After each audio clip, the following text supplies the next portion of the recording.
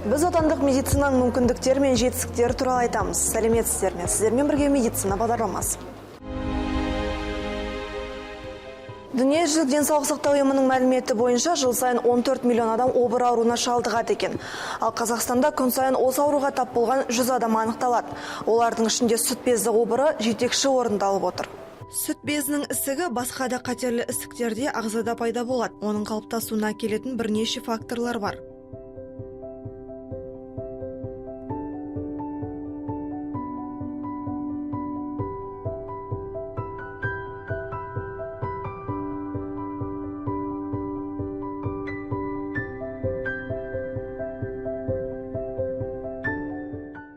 Ондай факторларға гормоналды дәрі-дәрмектерді пайдалану, темекі шегу және алкоголь ішімдіктеріне үйір болу, бала тумау немесе кеш туу, жасының ұлғаюы, сүт безінің зақымдануы, анамнезінде сүт безінің обыры тіркелуі, туысқандардың біреуінде осы сырқаттың анықталуы, радиацияның әсері болу, артық салмақ, қант диабеті, түнгі ауысымдық жұмыс кестесімен еңбек ету жатады.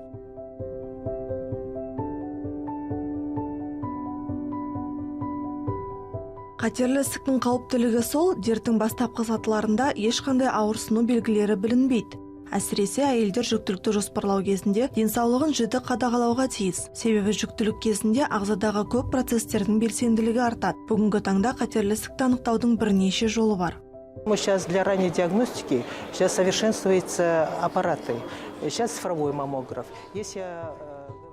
Қазір ерте диагностика жасайтын құрал жабдықтар жетілген. Жас әйелдерді қарайтын цифрлық томосинтез маммографы бар. Ол ісіктің бастапқы пайда болған кезінде анықтау мүмкіндігін береді. Сондай-ақ контрастты күшейту арқылы рентгенге түсіріп тексеру тәсілі қолданылады. Скрининг зерттеуінің нәтижесі анық болмағанда, әйелдерді қосымша тексеруден өткіземіз. Тексеруден өтуге белгілі негіздер болған жағдайда контрастты күшейту арқылы сараптау жасаймыз.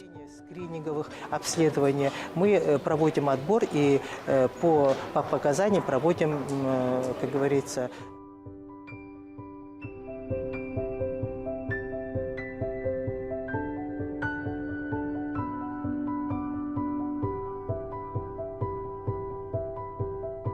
Сүт безінің қатерлі ісігі 35-40 жас аралығындағы әйелдерде өте жиі кездеседі. Сондықтан әйелдер скринингтен өтіп тексеріліп тұруға тиіс. Мамандар әйелдерге 19 жастан бастап дәрігерге көріну қажеттігін айтады. Неғұрлым ерте қойылған диагноз болса, соғұрлым адам ем жолда, ем шараларының да нәтижесі жақсы болып, ертең ол кісі ұзақ сапалы өмір сүруіне жол ашылады.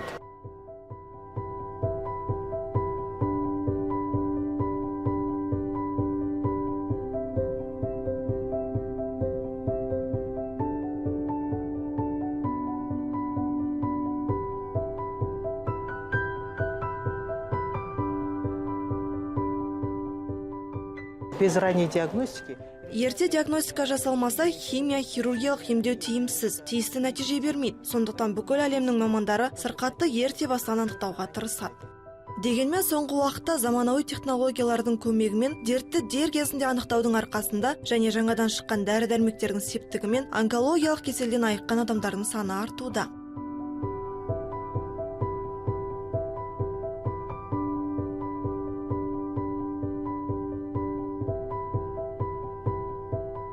Современная медицина уходит от парадигмы, что одно лекарство помогает всем пациентам.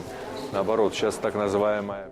Қазір заманауи медицина бір дәрі бәріне бірдей ем болады деген тұжырымдамадан бас тартқан. Керісінше, қазір әр адамға жеке тәсіл қолдану көзқарасы қанат жаюда. Яғни, біз нақты мутацияға шалдыққан генді, рецепторды немесе ферментті анықтап, озық әзірлемелерді нақты сол жерге бағыттаймыз. Он науқастың екеуінде белгілі бір геннің немесе рецептордың ауытқуы болуы мүмкін.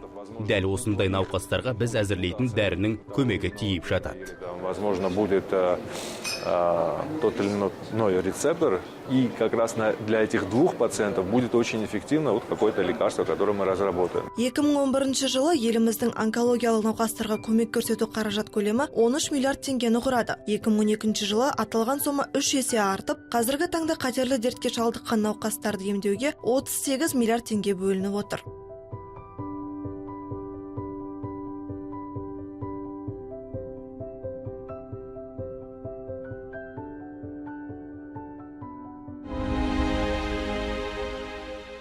Несептас ауруы өте қауіпті дерт болып табылады. Осы ауруға шалдығу көбінде Жамбыл және Шығыс Қазақстан облыстары мен Астана қаласында жиі байқалады екен.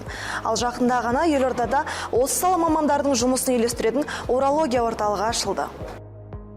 Несептас ауруы бүйректе, несеп жолдары мен қуықта тас жиналуымен сипатталады. Аталған сырқатқа халықтың кем дегенде 3% шалдыққан. Заманауи талаптарға сай, қазір несептас ауруы аз инвазивті тәсілмен, яғни тіліксіз операция жасау арқылы емделеді. Қатты асқынған сырқат болмаса, ашық операция соңғы кезде сирек жасалатын болды. Ағзада жиналған тастың көлеміне, орналасқан жері мен тығыздығына байланысты қажетті оперативтік ем тәсілі қолданылады. Дәрігерлер қауіпті сырқатқа шалдықпау үшін аурудың алдын алу шараларын өткізуді ұсынады.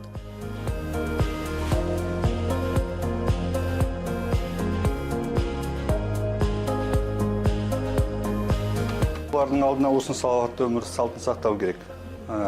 Сонымен қоса, әрине біздің елімізде урологиядан көп таралған аурулардың бірі ол зәртас ауруы, орысша мочекаменная болезнь дейді. Оның түрлі профилактикалық әдістері бар. Ең көп таралғаны, ең пайдалысы уақытында күніне 2,5 литр су ішу керек. Қалған ауруларда спецификалық тәсілдері бар. Кейбір ауруларды, мысалы үшін онкологиялық, урологиялық ауруларды уақытында диагноз қою үшін 40 жастан асқан еркек адам уролог дәрігерге жылына хотя бы 1 мәрте барып тұрған дұрыс. Елімізде тереңдетілген зерттеулерден басқа скринингтің барлық түрі тегін жасалады. Орта есеппен денсаулығында урологиялық ауытқуы бар 4-5 мыңдай адам Астананың ауруханаларында емделіп, 3 мың науқасқа операция жасалады. Осыған орай, екінші қалалық аурухананың негізінде урологиялық сырқаттарды емдейтін жаңа заманауи технологияларды енгізетін урологиялық орталық ашылды.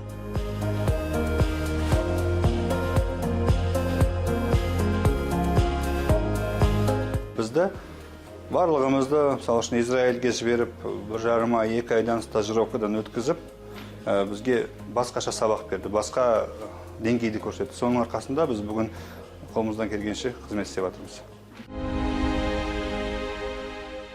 Біз міндетті медициналық сақтандыру туралы айтуды жалғастырамыз. Маңызды бағдарлама жөнінде қазақстандықтар нені білуі керек? Бүгін біз медициналық сақтандыру жүйесі жұмыс берушілерге қандай тиімділік беретінін анықтап көреміз. Біріншіден, қызметкердің уақытша еңбекке жарамсыз болуына байланысты өндірістік шығындар қысқарады. Жыл сайын сырқаттануға байланысты 2,5 миллион адам еңбекке уақытша жарамсыз парақшасын рәсімдейді. Уақытылы профилактикалық тексеруден өту, сапалы ем қабылдау және ең үздік емханаларда қымбат мамандандырылған медициналық көмек алу жиынтығы еңбек ететін адамдардың денсаулығын сақтап, уақытша еңбекке жарамсыз болу күндерінің азаю есебінен жұмыс берушінің шығындарын қысқарту мүмкіндігін береді. Екіншіден, жаңа жүйе медициналық қызметтерді ұсынушылардың бірыңғай тізіміне кез келген жұмыс берушінің қолжетімділігін қамтамасыз етеді. Үшіншіден, мемлекеттің жұмыс берушінің және азаматтардың ынтымақты ортақ жауапкершілігінің арқасында түскен қаражат сау адамдардан сырқаттанған адамдарға бөліп таратылатын болады. Өз кезегінде, ол қызметкерлерге жұмыс беруші мен өз аударған жарналардың жиынтығынан асатын көлемдегі медициналық көмекке жүгіну мүмкіндігін береді.